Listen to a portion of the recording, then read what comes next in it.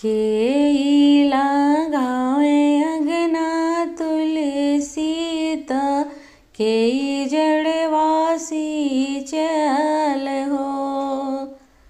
के लगावे अंगना तुलसी त के जड़वासी चल हो। ए सखी के लगावल नजरिया त तुलसी झुराई गईले हो। ए सखी के लगावे नजरिया त तुलसी सुखाई गईली हो।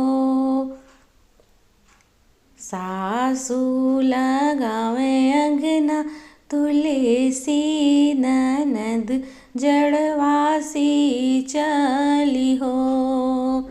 सासू लगावे अंगना तुलसी ननद जड़वासी चली हो।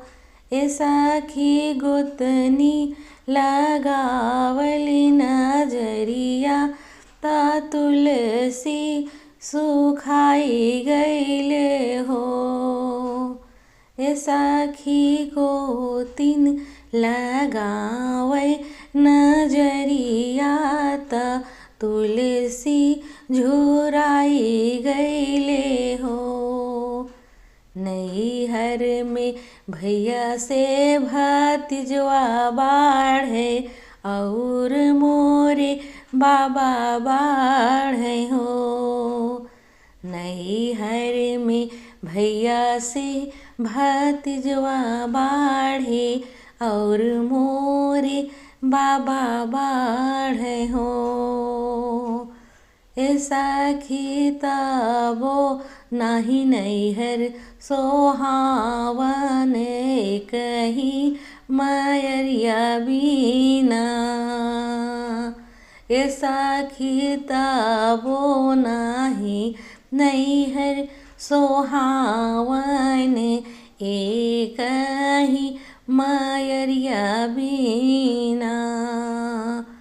ससुरा में भसुर से देउरू न औरू मोरे ससुरु जी बाढ़े हो।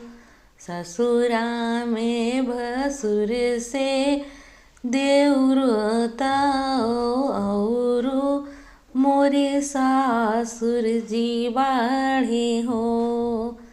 ए सखी एकई पिया के बिना ससुरा त हमरो उदास लागेला हो। ए सखी एकई पिया के बिना ससुरा तो हमरो उदास लागई हो। के लगावे अंगना तुलसी तो के जड़वा सी चाली हो। के लगावे अंगना तुलसी तो के जड़वा सी चाली हो।